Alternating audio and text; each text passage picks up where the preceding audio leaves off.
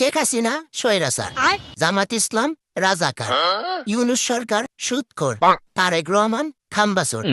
अरे कहना क्या चाहते हो? আপনি আর আমি মাক্কার খেজুর। এখন আসল পয়েন্টে আসি। আমি যখন রিক্সাওয়ালা তখন বৃষ্টি হলে 20 টাকার ভাড়া 50 টাকা করে দেয়। আমি যখন দুধ বিক্রেতা তখন 5 লিটার দুধে 2 লিটার পানি মিশাই। আমি যখন ডাক্তার তখন রুগী আসলে ইমার্জেন্সি অপারেশন করা লাগবে এবং বিভিন্ন টেস্ট করা লাগবে, না হলে রুগী বাঁচানো যাবে না। আমি যখন ভোটার তখন 500 টাকার বিনিময়ে একজন অযোগ্য ব্যক্তিকে ভোট দিয়ে পাশ করিয়ে নেতৃত্ব দেওয়ার সুযোগ করে দেয়। अच्छा তাহলে এখানে আসল খারাপ কে, আমি নাকি আপনি নাকি সরকার? আমি নাম বলবো না, নাম বললে চাকরি থাকবে না। তো বন্ধুরা, অস্থির রাজনীতি নিয়ে আজকের এই ভিডিওটি, কিন্তু এই ভিডিওটি এমন ভাবে বানানো হয়েছে সাধারণ তথ্যের সাথে সাথে মন খারাপ করে রাখার কোনো সুযোগ নাই। ভিডিওটি শেষ পর্যন্ত দেখুন, বিনোদন কাকে বলে বুঝতে পারবে। তবে প্রিয় বন্ধুরা, আপনি যদি আমাদের আগের ভিডিওগুলো দেখতে চান তাহলে দেখতে পারেন, এই হলো আমাদের চ্যানেল। এই সময় কম, শুরু করো। বর্তমান বিএনপির লজ্জা থাকা উচিত। সংস্কার হলে কোনার চান্দাবাজি করে খাওয়া যাবে না, এজন্য আজকে সংস্কারের বিপক্ষে দাঁড়িয়ে গেছে দেশের মাননীয় প্রধানমন্ত্রী, বিএনপির মাননীয় চেয়ারম্যান আমাকে তার রাজনৈতিক সহকারী হিসেবে আমার উপর আস্থা এবং বিশ্বাস রেখে দায়িত্ব অর্পণ করেছেন।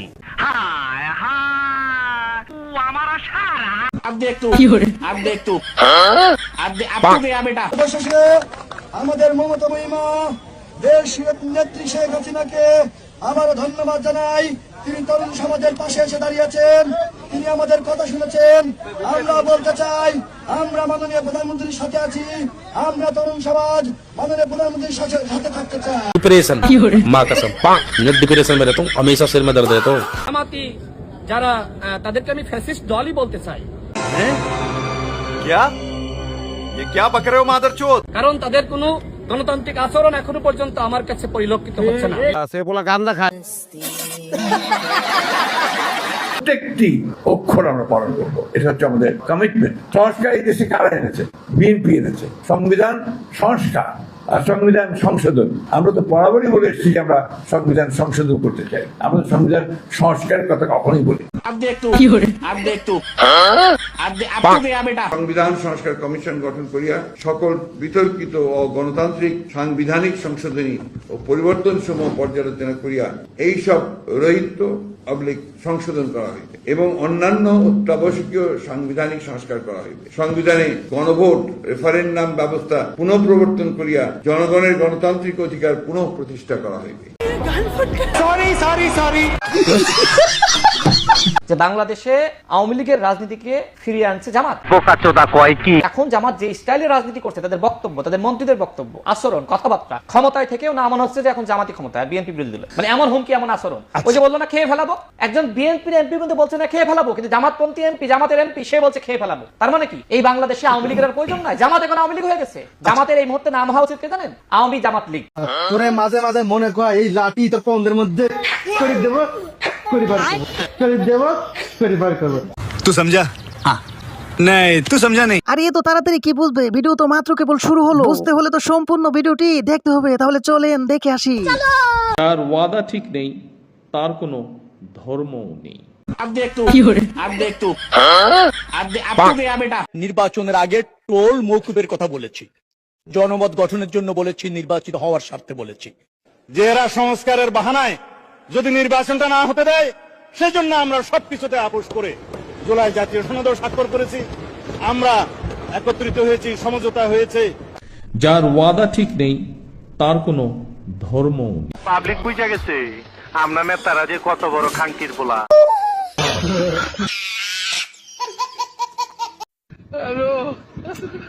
আপনাদের সামনে ইতিমধ্যে হাজির হয়েছেন জাতীয়তাবাদী আমিরে আজম মুফতি আল্লামা নগর ডেডি মুফাসসিরে নির্বাচন শয়তানে বন্ড কুরকুরা নিয়ে আজম মাওলানা ইশরাক আহমদ সাহেবের আগমন।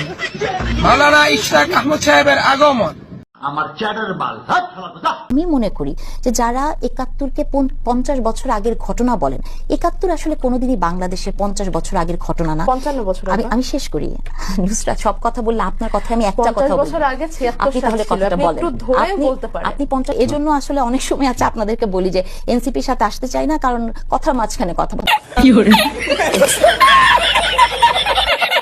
এলাকায় এলাকায় বিএনপি লোকাল নেতাকর্মীরা মামলার ব্যবসা করছে, এটা সঠিক বলেছেন। আমি সংসদেও বলেছি, আমি সরকারকে বলবো এবং আমাদের অত্যন্ত জ্ঞানী স্বরাষ্ট্রমন্ত্রীকে আমি বলবো বিষয়টি আপনি দেখবেন। মনে রাখবেন, নাথিং গোজ আননোটিসড এন্ড আনপানিশড। আজকে আপনি যা করছেন, একদিন আপনাকে তার জন্য কাঠগড়ায় দাঁড়াতে হবে। সামান্য যেটুকু বরাদ্দ আমি পেয়েছি, সেটুকু বরাদ্দ দিয়ে প্রতিটা ইউনিয়ন, 19টা ইউনিয়নে আমি কিছু কিছু করে কাজ দিয়েছি। আমি যেহেতু একটা পয়সাও এই কাজগুলো থেকে লুটপাট করি নাই, সো আমি আমার এই কাজগুলোর ব্যাপারে আমি জিরো টলারেন্স। আমি কোনো ঠিকাদারের কাছ থেকে বা আমার কোনো নেতাকর্মী যারা কাজ করছে তাদের ব্যাপারে আমার স্পষ্ট নির্দেশনা, 1 পয়সার কোনো দুর্নীতি এই কাজে হতে পারে। খতম। Bye bye, tata, goodbye, গয়া। জয় বাংলাদেশ জিন্দাবাদ, খালেদা জিয়া জিন্দাবাদ, তারেক রহমান জিন্দাবাদ, শহীদ জিয়া অমর হোক। আল্লাহ তোমার কাছে বিচার দিলাম। আরে বাপ রে, আমরা সবাই চেয়ারশো না। কি আরে বলুন কি? আমরা সবাই চেয়ারশো না। হরে রাম, শেখ হাসিনার বাপের নাম, শেখ হাসিনার বাপের নাম হরে কৃষ্ণ হরে রাম, হরে কৃষ্ণ হরে রাম, শেখ হাসিনার বাপের নাম, শেখ হাসিনার বাপের নাম হরে কৃষ্ণ হরে রাম।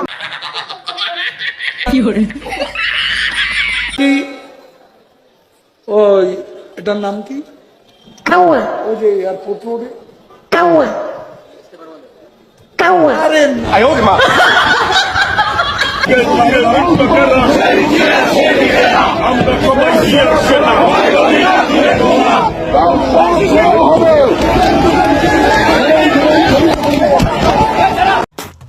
বিএনপি ধরেন 1 কোটি কর্মী আছে, 1 কোটি কর্মীর ভিতরে যারা দুষ্টমি করছে বলে নাই একেবারে না। চাঁদাবাজিটা কি দুষ্টামি বলতে চান?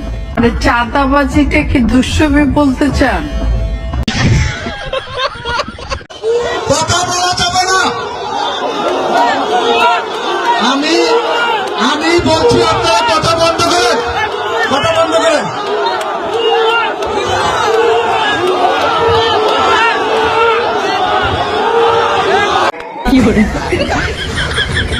এবার এক দফা শেখ হাসিনাকে কবরস্থানে পাঠাতে হবে, এই এক দফা।